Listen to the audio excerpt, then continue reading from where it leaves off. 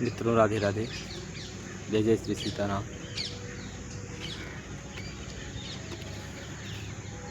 गं गणपते नमः। ओम श्री सरस्वती नमः। ओम श्री सद्गुरु परमात्मने नमः। श्री राधा वल्लभो विजयते। जय जय श्री वृंदावन धाम।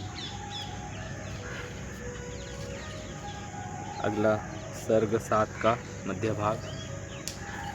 जो नाना प्रकार के आश्चर्यजनक वैभव के आश्रय अर्थात अधिपति थे, नाना वैभव के अधिपति अर्थात बड़े बड़े राजा महाराजा ऊंचे पद ऊंचे प्रतिष्ठा पर स्थित थे और वैभव भोग की दृष्टि से महान समझे जाते थे।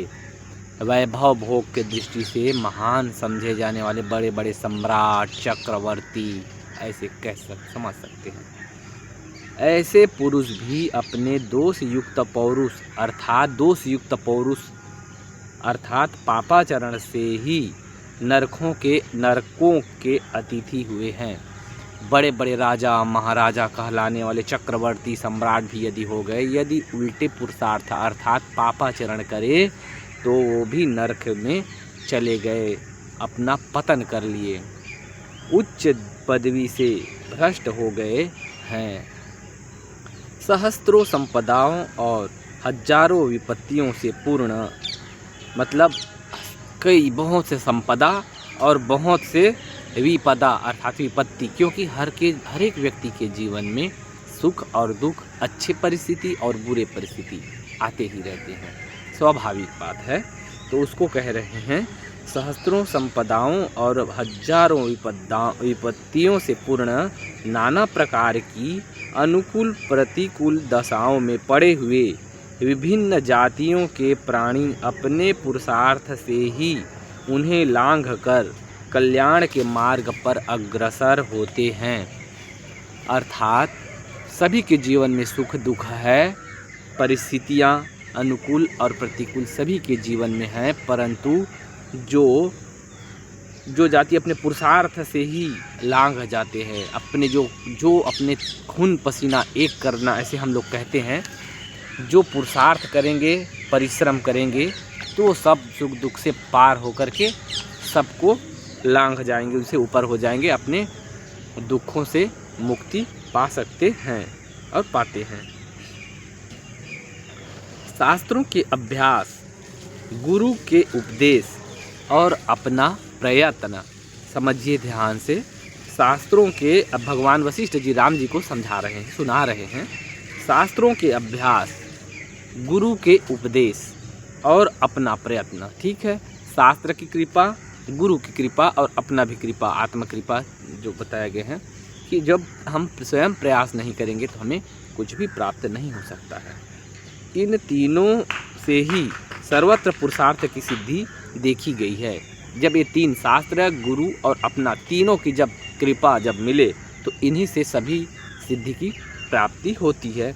कल्याणकामी पुरुष अशुभ कर्मों में लगे हुए मन को, क्या कह रहे हैं, कल्याणकामी, जो व्यक्ति अपना कल्याण चाहते हैं, ऐसे पुरुष अशुभ कर्मों में लगे हुए मन को, मन हमेशा बुरे कर्मों में, अपवित्र कर्मों में, पाप कर्मों में ही सहज ही बहने की मन की स्वभाव है। जैसे पानी नीचे की तरफ बहना स्वभाव है, वैसे ही तो कह रहे हैं अपने मन को अशुभ कर्मों में से हटा करके, मन को वहाँ से हटा करके प्रयत्न पूर्वक शुभ कर्मों में ही लगाएं।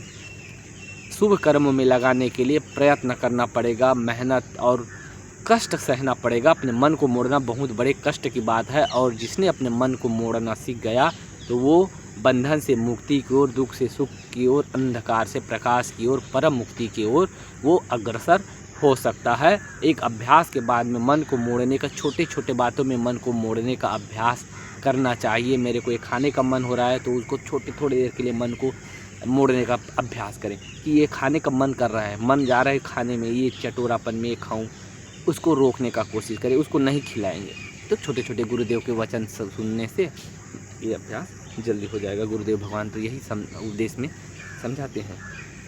यही संपूर्ण शास्त्रों के सारांश का संग्रह है।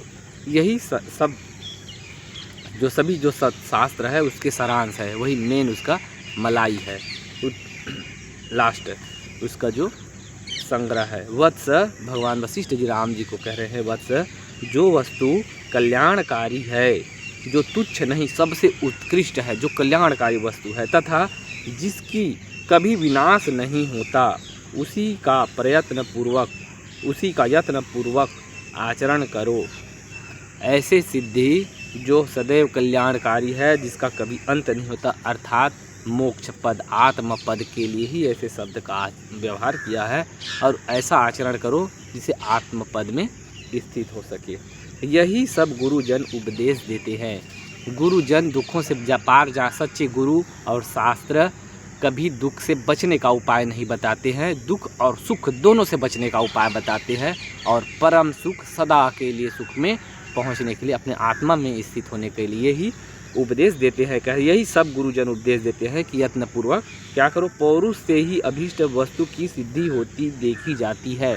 अर्थात जब पुरुषार्थ करेंगे, परिश्रम करेंगे, तभी तो सिद्धि मिलेगी। पौरुष से ही बुद्धिमानों की कल्याण मार्ग में प्रगति होती है। पौरुष से ही बुद्धिमानों की कल्याण मार्ग में प्रगति होती है। कल्याण का मार्ग वही है जो उपदेश संत और गुरु शास्त्र जो बता रहे हैं, वही है कल्याण का मार्ग। दैव तो दुख सागर में डूबे हुए कोमल एवं दुर्बल चित्त वाले लोगों के लिए आश्वासन मात्र है। जिसके मन बहुत कमज़ोर है, दुखी, एकदम दुख में डूबे हुए, असहाय, अपने आप को दीनहीन मान लिया, मैं कुछ नहीं कर सकता, बर्बाद हो गया, मैं तो दुखों के दरिया में डूबा हूँ, मेरा चारों तरफ अंधेरा है, मुझे कोई आशा नहीं। ऐसे जो दुख में डूबे हुए और मन से कमज़ोर हो गए हैं, वही कहते हैं मेरे भाग्य में ही नहीं है, हमारा तो भाग्य में नहीं है, हमारा भाग्य ही फूटा है, कुछ नहीं कर सकते। ये ऐसे कमज़ोर लोगों की जो मुक्ति के और परम सुख के मार्ग में चलने वाले हैं, वो पुरुषार्थ करते हैं। और सच्चे गुरुदेव सदैव प्रयत्न करने के लिए, यदि दम मनसा वाचा चक्षुर्भ्याम श्रवणादि, ये मंत्र भागवत का दूसरा मंत्र है, इसका दूसरा विषय निकलेगा तब बोलेंगे। पर कहे यद उद्यमम साहसम धैर्यम बुद्धि शक्ति पराक्रम सड़ेते यत्र वर्तन्ते तत्र देव सहायक कृता। उद्यम अर्थात काम करने की शक्ति, कोशिश, प्रयास, उद्यम साहस, हिम्मत, उद्यम साहस, उद्यमम साहसम धैर्यम, धैर्य, कोई कार्य करते हैं तो धैर्य रखना चाहिए कि बस तुरंत मिल जाए, ऐसा नहीं। बुद्धि का भी उपयोग, शक्ति, बल और पराक्रम, कोई भी संकट आ जाए, विघ्न आ जाए, घबराना नहीं है। अगर हम ऐसा करेंगे तो हर पल पर देवता हमारे सहायता के लिए उपस्थित होते हैं, देवता हमारी सहायता करते हैं, ऐसे गुरुदेव भगवान कहते हैं। इतना ही कह करके राधे राधे, जय जय श्री सीताराम। सभी सत्संग श्रवण करते रहें, चिंताओं से दूर रहें। इस संसार में सब कुछ मिट जाने वाला है। बड़े बड़े राजा चक्रवर्ती आए, सब चले गए, कुछ नहीं रहा, हम भी कब तक रहेंगे। ज़्यादा चिंता ना करें, भगवान की गोद में सो करके हम ऐसे सोचना, सब कार्य जो भी अहला बुरा जो कर्म किया, हे प्रभु आपके चरणों में समर्पित है। हे प्रभु हमें सद्बुद्धि प्रेम देना अपने चरणों में, इस भाव से हमारे सामर्थ्य आपकी कृपा के बिना नहीं है। ऐसे भगवान को प्रेम भाव से, आर्त भाव से पुकार करके, भगवान की गोद में सोने के भाव करके सब दुख चिंता को छोड़ करके विश्राम करें। राधे राधे, जय जय श्री राधे। सबको प्रणाम, हरि ओम।